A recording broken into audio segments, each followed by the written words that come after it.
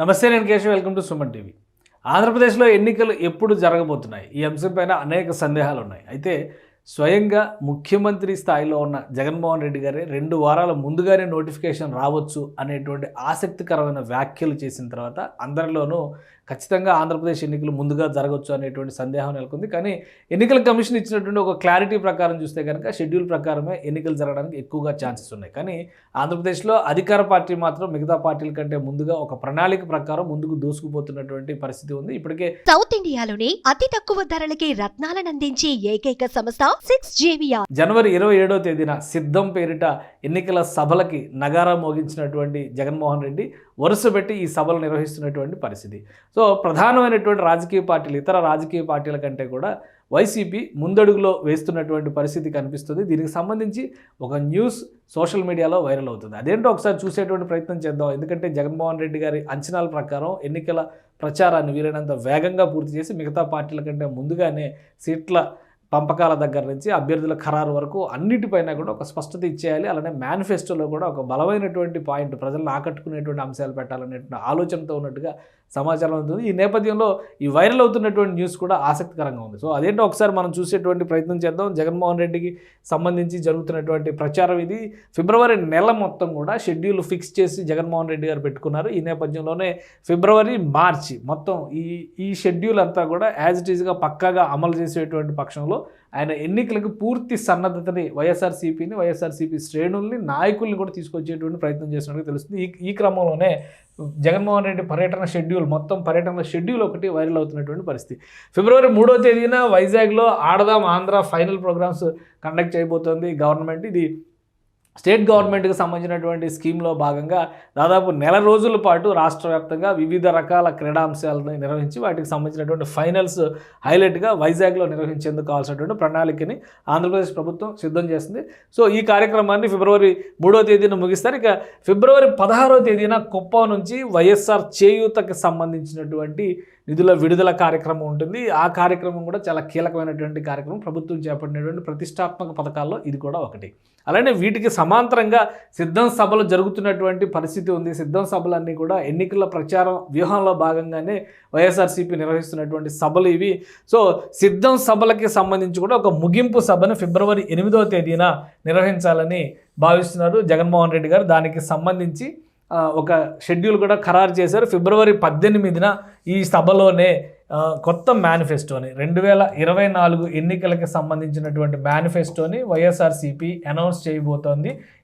దీనిలో కొన్ని ఆసక్తికరమైనటువంటి అంశాలు ఉండొచ్చు, మరిన్ని కొన్ని పథకాలు. ఎందుకంటే నవరత్నాల స్కీమ్స్ ద్వారానే ఇప్పుడు అధికారంలోకి వచ్చింది వైఎస్ఆర్సీపీ అనేటువంటి అభిప్రాయం ఉన్న నేపథ్యంలో నవరత్నాలని 99% అమలు చేసేసామని చెప్తున్నటువంటి వైఎస్ఆర్సీపీ కొత్తగా మేనిఫెస్టోలో ఏం పెట్టబోతుంది అనేది ఇప్పుడు ఆసక్తికరంగా మారినటువంటి అంశం. సో దాని తర్వాత ఫిబ్రవరి 21వ తేదీన అన్నమయ్య జిల్లా నుంచి రైతులకి ఇన్పుట్ సబ్సిడీ విడుదల, అంటే రైతు భరోసాకు సంబంధించినటువంటి నిధుల విడుదల కార్యక్రమం ఉంటుంది. ఈ కార్యక్రమాన్ని ప్రభుత్వం అధికారికంగా నిర్వహించేటువంటి కార్యక్రమం కాబట్టి ముఖ్యమంత్రి హోదాలో జగన్మోహన్ రెడ్డి ఈ కార్యక్రమంలో పార్టిసిపేట్ చేస్తారు. ఇక దాని తర్వాత ఫిబ్రవరి 24వ తేదీన కర్నూలు నుంచి వైఎస్ఆర్ ఈబీసీ నేస్తాం. ఇక ఈ కార్యక్రమాలన్నీ కూడా వరుసగా ఎన్నికల షెడ్యూల్ని దృష్టిలో ఉంచుకొని చేస్తున్నటువంటి కార్యక్రమాలుగానే కనిపించవచ్చు. కానీ ప్రభుత్వం ఏవైతే నిధులు పథకాల రూపంలో ప్రజలకు అందించాల్సినటువంటి నిధులు ఉన్నాయో వాటన్నిటిని కూడా వరుస పెట్టి రిలీజ్ చేసేటువంటి కార్యక్రమం ఫిబ్రవరి, మార్చి నెలలో జరగబోతుంది. ఫిబ్రవరి 21న అన్నమయ్య జిల్లాలో జరిగేటువంటి కార్యక్రమం తర్వాత ఫిబ్రవరి 24న కర్నూలు నుంచి వైఎస్ఆర్ ఈబీసీ నేస్తం 3వ దశ విడుదల కార్యక్రమం ఉంటుంది. 3వ దశ నిధుల్ని ఈబీసీ నేస్తం కోసం రిలీజ్ చేస్తారు. దాని తర్వాత ఇమీడియట్గా ఫిబ్రవరి 27వ తేదీన గుంటూరు నుంచి విద్యా దీవెనకు సంబంధించి 4వ క్వార్టర్కి సంబంధించినటువంటి నిధుల విడుదల చేసేటువంటి కార్యక్రమం ఉంటుంది. ఇక మార్చి 5వ తేదీన సత్యసాయి జిల్లా నుంచి వసతి దీవెన 2వ దశ నిధులు విడుదల చేసేటువంటి పరిస్థితి ఉంటుంది.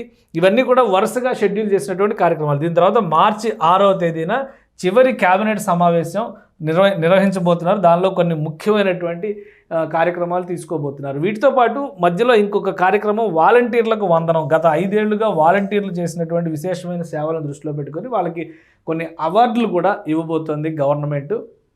సేవారత్న, సేవా వజ్ర వంటి, సేవామిత్ర, సేవారత్న, సేవా వజ్ర వంటి అవార్డులు ఇవ్వబోతోంది. వీటికి సంబంధించినటువంటి నగదు ప్రోత్సాహకాలను కూడా భారీగా పెంచింది ఆంధ్రప్రదేశ్ ప్రభుత్వం. సో ఈ కార్యక్రమానికి సంబంధించి ఇంకా డేట్ కన్ఫర్మ్ చేయనప్పటికీ కూడా మార్చి 6వ తేదీ తర్వాత క్యాబినెట్ నిర్ణయాలు ఉండేటువంటి అవకాశం ఉంది. కాబట్టి క్యాబినెట్ నిర్ణయం వరకు ఇది ఆగుతుందా, ముందరే ఈ సమావేశం ఈ కార్యక్రమం కూడా నిర్వహిస్తారా అనేది ప్రస్తుతానికి సస్పెన్స్గా ఉన్నటువంటి పరిస్థితి. మొత్తం మీద మార్చి 6 నుంచి మార్చి 10వ తేదీ లోపు అన్ని కార్యక్రమాలని పూర్తి చేసి పూర్తిగా ఎన్నికల ప్రచారం పైన, నామినేషన్ల ప్రక్రియ పైన, దానిపైనే ఫోకస్ చేయాలనేటువంటి డైరెక్షన్స్ జగన్మోహన్ రెడ్డి ఇచ్చినట్టుగా ఒక సమాచారం వస్తుంది. సో వైఎస్ఆర్సీపీకి సంబంధించినటువంటి శ్రేణులు, ఎక్కడికక్కడ ఏర్పాటు చేసినటువంటి సమన్వయకర్తలు, డిప్యూటీ సమన్వయకర్తలు, నాయకులు, క్యాండిడేట్లు అందరూ కూడా పూర్తి బిజీగా మారిపోబోతున్నారు.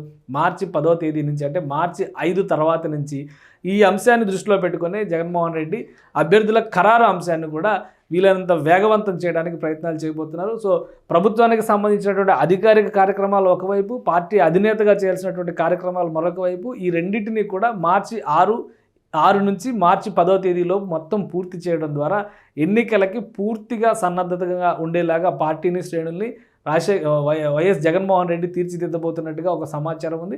ఇప్పటికే విపక్షాలు ఇంకా పొత్తుల విషయంలో ఒక స్పష్టత రాలేదు.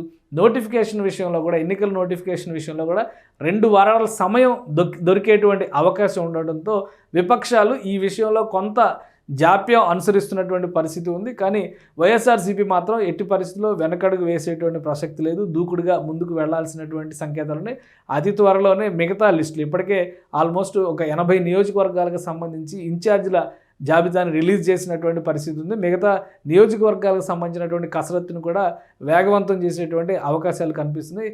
సో ఈ నెల రోజుల పాటు జగన్మోహన్ రెడ్డి పూర్తి స్థాయి షెడ్యూల్తో ప్రజల్లోకి రాబోతున్నారు. రాబోయేటువంటి ఎన్నికలకు సంబంధించినటువంటి సన్నద్ధతని ఆయన ప్రదర్శించేందుకే ఈ ప్రణాళికను సిద్ధం చేసినట్టుగా ప్రచారం జరుగుతుంది.